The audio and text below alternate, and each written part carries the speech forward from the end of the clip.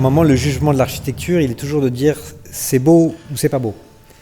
Mais c'est pas suffisant comme analyse, parce qu'en fait, un bâtiment de cette qualité historique, encore une fois, comme l'usine MAM, on ne juge pas que de l'esthétique, on juge aussi du fait que c'est un échantillonnage historique d'architecture très important, dans lequel il y a eu la rencontre entre trois têtes très influentes dans le milieu de l'architecture à cette époque-là. Donc c'est un bâtiment unique. Donc sans juger juste de l'esthétique, du fait que ce soit un bâtiment un peu brutaliste, il est en béton en bas, les toits sheds sont une mer de métal. Donc je pense qu'il faut juste apprécier ce bâtiment-là aussi dans sa globalité historique.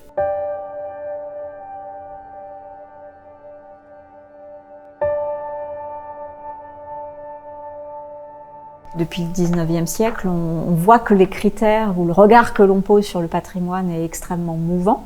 Après 1840 et les premières lois de protection du patrimoine, on a surtout protégé des cathédrales, des châteaux du Moyen-Âge, des châteaux de la Renaissance. Enfin, c'était une typologie de patrimoine quand même assez classique.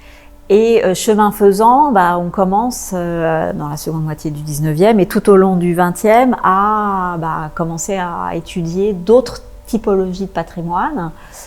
Et finalement, le patrimoine industriel, on s'y intéresse depuis pas si longtemps que cela.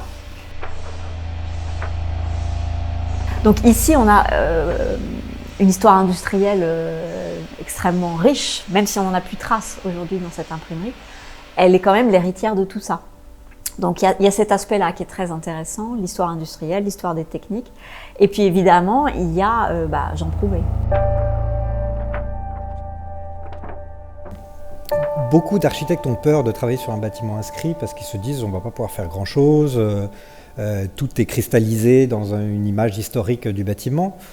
Il se trouve que quand on travaille intelligemment avec les architectes des bâtiments de France, ils savent bien qu'un bâtiment qui a été conçu il y a presque un siècle, enfin 80 ans, ne répond plus à certaines attentes. Donc voilà, c'est un équilibre savant entre respect du monument, de son histoire, de sa matérialité. Moi, je suis très attachée au fait que voilà, un monument, c'est des matériaux constitutifs, c'est des techniques, c'est des savoir-faire. Évidemment, moi, je suis très attaché à l'image du bâtiment. Je connais très bien Jean Prouvé. C'est vraiment, pour moi, un architecte et ingénieur majeur du XXe siècle, mais en même temps, je me dois d'agir sur son bâtiment.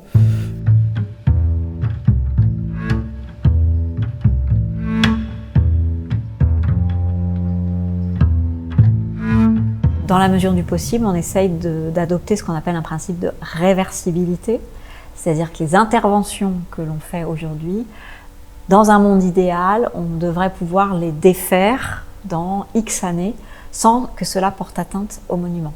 Un jour, un autre architecte ou une autre architecte viendra travailler sur ce projet-là. Il pourra très bien savoir quels ont été les éléments qui ont été modifiés par notre agence, quels sont ceux originaux faits par Jean Prouvé, et c'est ça qui est important.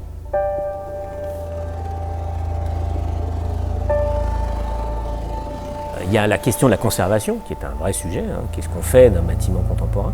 Et puis il y a aussi une question politique, c'est comment ce lieu continue d'être habité par l'esprit des lieux qui l'incarnent et va être récupéré dans l'espace public par les politiques pour le transformer et le transmettre.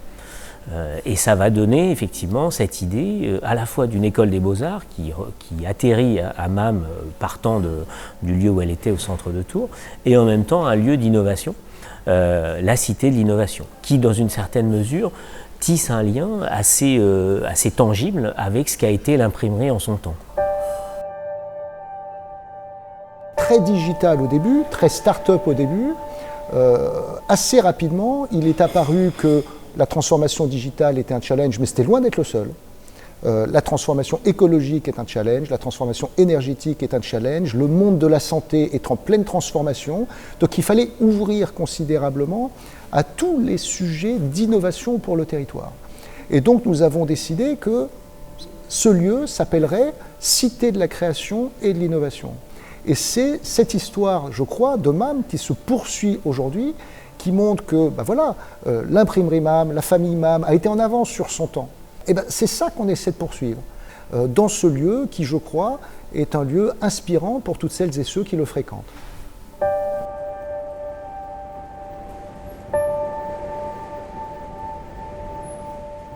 Et puis on a gardé le plus compliqué, mais le plus beau pour la fin. Nous allons nous atteler à la restauration du pavillon Prouvé, qui est un chantier compliqué, qui est un chantier difficile. Je pense que ce qui nous guide, encore une fois, c'est qu'on puisse conserver ce qui a présidé à la protection des monuments, c'est-à-dire les grandes caractéristiques qui ont fait qu'on s'est dit, l'imprimerie MAM ou la cathédrale de Chartres, il faut la conserver. On est quand même attaché à préserver autant que possible l'intégrité, l'authenticité d'un bâtiment, une fois de plus, en vue de sa transmission. Parce que si à chaque génération on le transforme un peu, voire beaucoup, au bout d'un siècle, c'est plus le même.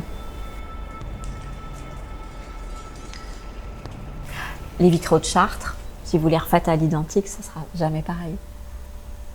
Voilà. Et pourtant, je pense qu'on est tout à fait capable de les refaire à l'identique. Mais il n'y aura jamais la même vibration.